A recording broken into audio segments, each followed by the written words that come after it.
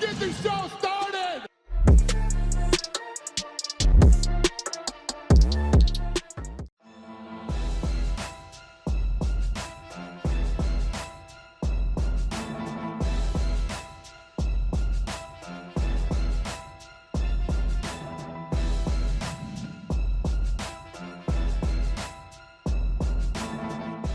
Jon Jones was suspended from his longtime gym of Jackson Wink MMA in the wake of his recent domestic violence case. Mike Winklejohn claimed that Bones would be allowed back to the gym once he made some drastic changes to straighten out his life. The news of his suspension did not sit well with the former champ, and he quickly proceeded to find new training grounds. Most recently, he was seen training in Arizona with former 2-division UFC champion Henry Cejudo. On Wednesday, Jones took to social media and posted a series of tweets calling Mike Winklejohn a miserable bastard for the way that he handled their gym split. Here are the tweets. Coach Wink gets on national TV and tells the world he wants the best for me, and then behind the scenes is harassing other coaches for continuing to work with me. What a miserable bastard. This dude somehow has found a way to run away every single one of Greg's original fighters. I can't think of a Jackson's veteran that still talks with this asshole. I didn't leave the team because I couldn't handle a punishment. I left the gym because I wasn't training with Wink anymore anyways.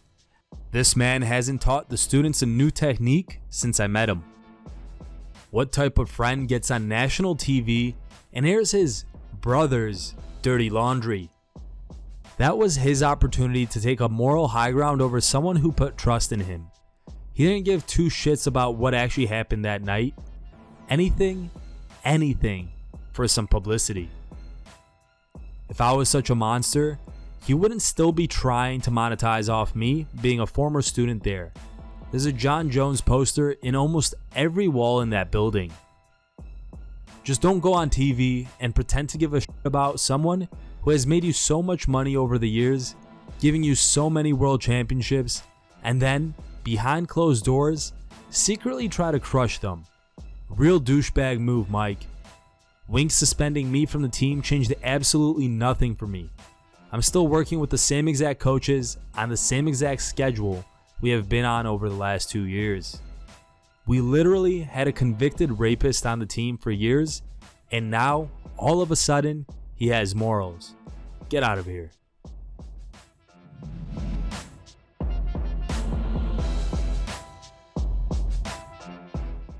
On Monday evening, Khamzat Chimaev offered up a number of challenges to MMA legends, including Brock Lesnar, George St. Pierre, and Daniel Cormier. DC was the only one who responded to Chimaev's wrestling challenge.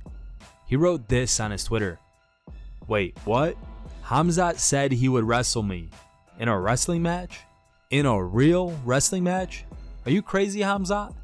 Love that you're confident, but brother, this is 10-0 DC at Khamzat Chimaev. Now speaking on the DC and RC show, Cormier shared his thoughts on a potential wrestling match with Chimaev and sent the following message to the Russian fighter. Khamzat, this is crazy, my brother. You can wrestle. I saw you beat Jack Hermanson, but there's no way you could wrestle me in a wrestling match. Khamzat Chimaev, no disrespect to the beautiful people of Sweden. Alexander Gustafsson gave me one of my hardest fights of all time. But Khamzat, let me say this to you, my friend. When I was in the Olympics, listen, I wrestled in the Olympics. When I was in the Olympics at a World Championship, if I saw Sweden on the bracket, I had to buy. Like, that is how I looked at a match between me and anyone from Sweden. I understand the Russian roots. I understand. You got the skills. You got skills, Khamzat. I love you, my friend, but fall back. You don't want the smoke. You don't want all of this smoke. I mean, look at the champ. Look at the champ. You don't want this smoke, Khamzat. Fall back. You were good calling out Brock Lesnar and George St. Pierre. You don't want the smoke.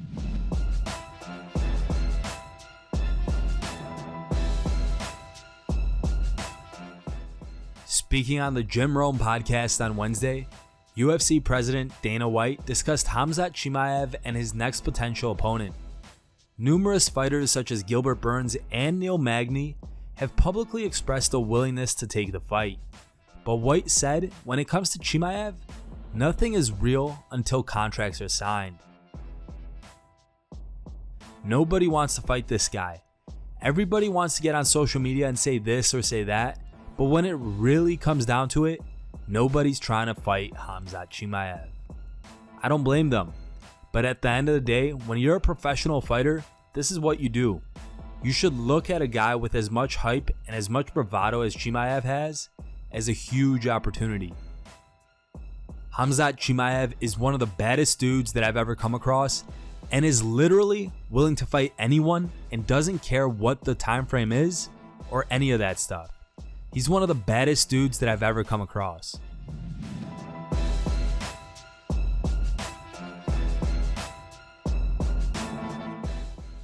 Beneil Dariush vs Islam Makhachev was recently announced to be the headliner of the UFC Fight Night card that is set to take place on February 26th.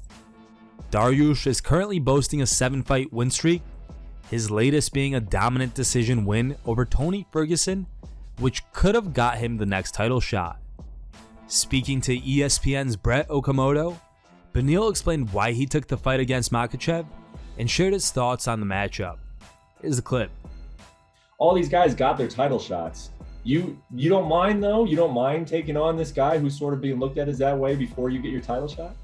The thing is, as a businessman, for sure it bothers me. Like, it's annoying. Like, I did everything I needed to do to get this title shot. It's not fair. But man, I'm not that much of a businessman. Like, that part of me, like, it was like a little bit of a scratch, but like the dog in me when I hear like Makhachev, this guy, the guy, this is the best guy. When I hear about this, and that part of me is like, let's go. Like, you know, you get your hair, like, you know, how do they call it when your hair like stands up? And I got like fire in me, man. I mean, I'm training all the time, but when I heard Makhachev, I was like, let's go, man. I'm so stoked on this.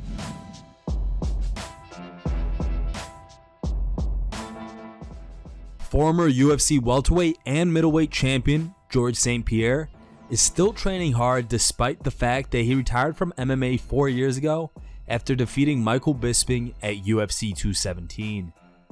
Despite ACL surgery on both knees, the 40-year-old Canadian is still doing crazy gymnastic flips. Here's the footage.